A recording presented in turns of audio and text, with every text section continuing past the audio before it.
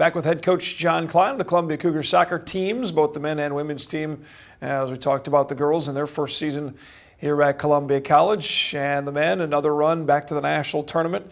Got a chance to host a game in the opening round and then off to Montgomery, Alabama. And you had a tough fight with Mobile, a team that ended up going all the way to the title match. You trailed by 2, got a goal late to try and hang in and catch him at the end there, but couldn't quite pull it off. Let's go. We'll start there and work our way back to the season a little bit in that national tournament in Mobile. What was that experience like for the team? You know, it's always great to get to the big stage, and you know, we've been there a few times before. In fact, we've met Mobile before. You know, a little bit scary. The result is exactly the same. You know, and then we were positioned exactly the same going into that tournament. They were ranked 7th in the country. We were ranked 10th in the country, and that's the same way it was a few years back.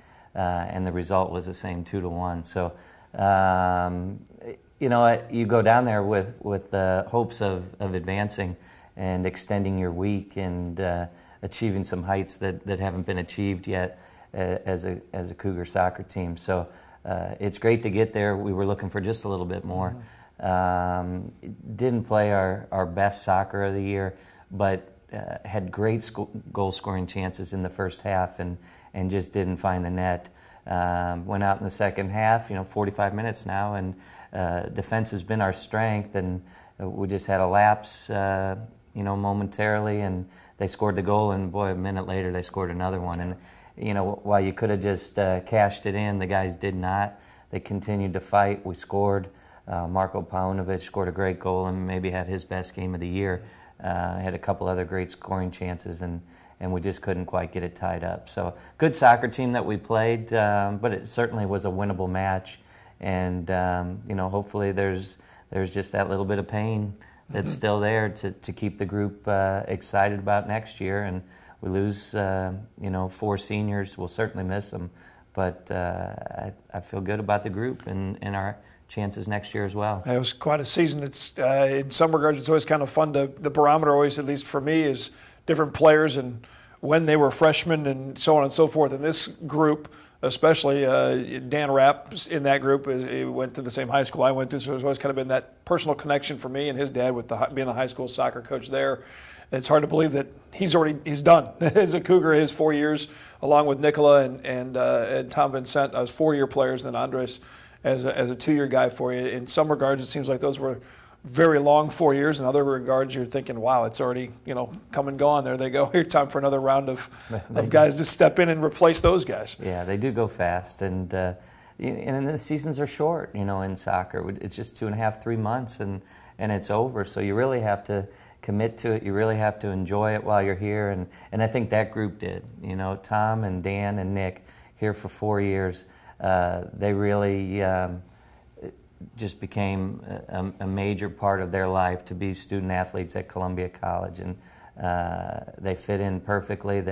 They took pride in being the core of our defense for 4 years, and 3 trips to the national tournament, a 4-time All-American in Nicola, Scholar Athlete All-Americans in Dan and Tom. So all kinds of things to their credit. A lot to be proud of, and now, you know, we look forward to them coming back for our alumni games and, you know, losing a few more games than they have in their careers. So. Yeah, now they're going to switch to the alumni side, and those are always fun battles. And that the tournament championship or the tournament round, the opening round game where you hosted, and you have a chance to have the banquet on the Friday evening and then the game on Saturday that ended up going to penalty kicks with Cardinal Stritch that came down from Milwaukee. One of the things about that, obviously, in that match at least, the opportunity you can't score in regulation was frustrating. I know, and then both overtimes go scoreless, obviously, to hit into the penalty kicks. But to win it on the PKs 8-7 to advance that way, one of the cool things about that celebration was that there was probably close to a dozen of your former players in the bleachers that ended up in the dog pile celebrating with the current batch of Cougars. I thought that was a pretty cool little scene, at least, if you will, down by that north goal. It is. It's one of the great things about Columbia College soccer is the alumni base, and that group, you know, supports us throughout the year. We get a large number of them to come back for our alumni game in August, and you know, prior to postseason, I'm always getting a lot of emails from those guys saying, "Good luck, coach. Go get them." and it's great to have those guys return.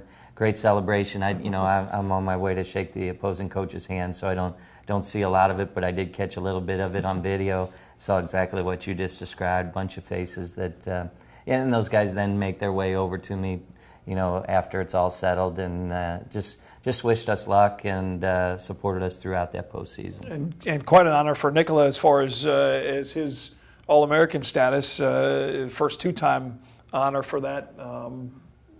Since Vladimir Marjanovic did it back in 2004.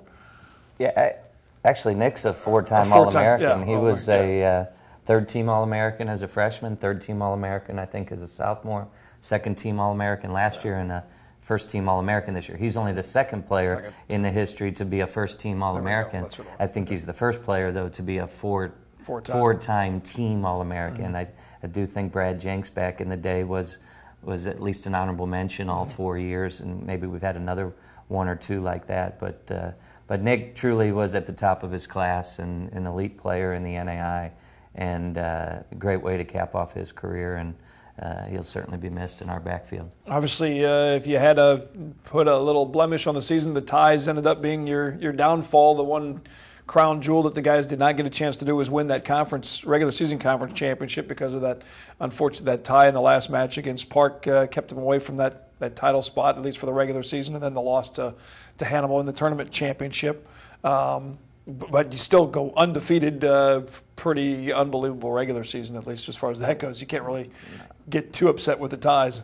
It simply is unbelievable to play the schedule that we played and not lose a soccer match. It does hurt. I know it hurts the guys. We're 5 minutes from being conference champions, and we couldn't hold Park off.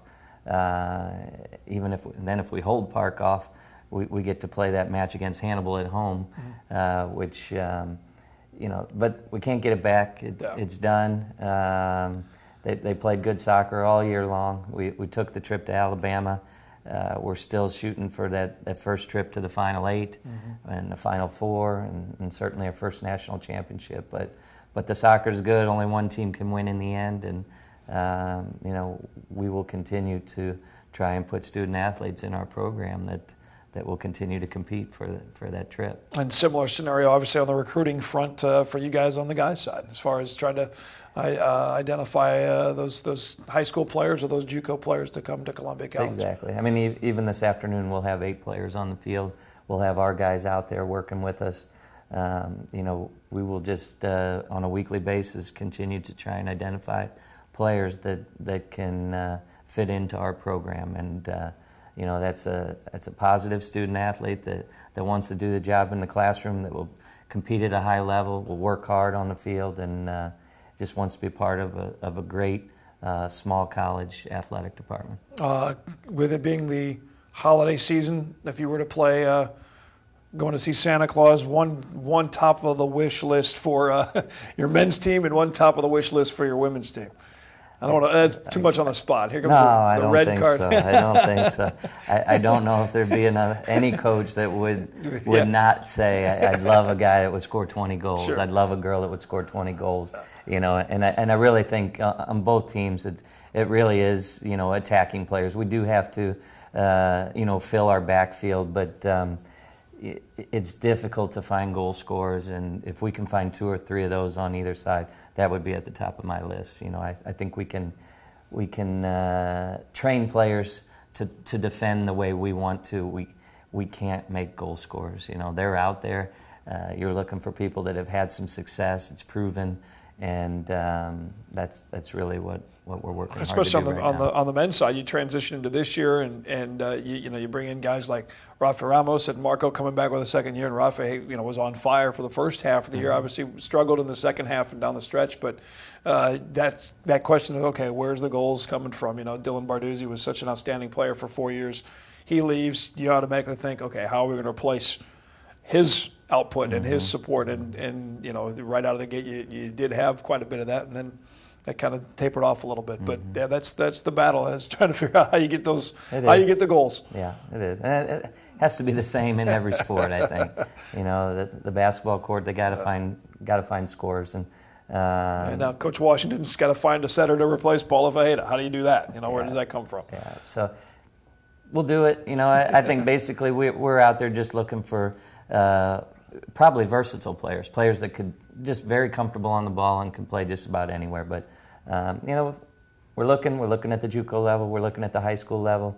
We're looking at some international players. So again, we need about the same number in both programs. Looking for 6 or 7 high-level players that can step in immediately and help us compete at a high level. Well, maybe one of these upcoming episodes I'll dare to learn how to do a flip throw like Kelly and Kelly can perform on the well, I'll probably stay away from that. I don't know if my insurance will cover the potential injury, even if we have John Barfnick and the training staff to attend. It's quite a sight. If you have not seen one of those flip throws, I know we've got them in some of the highlights we've shown here on the Coaches Show. Well, congratulations on both teams on an amazing season, for the girls to make it all the way to the conference championship match in their first season, and then for the men to make another run at the national tournament. We'll reload again for next year on Columbia College Soccer. All right, thanks, Coach John Klein of the Cougar men's and women's team. And again, thanks for watching Cougar Coaches Show here on Mediacom Channel 22 and on ColumbiaCougars.com.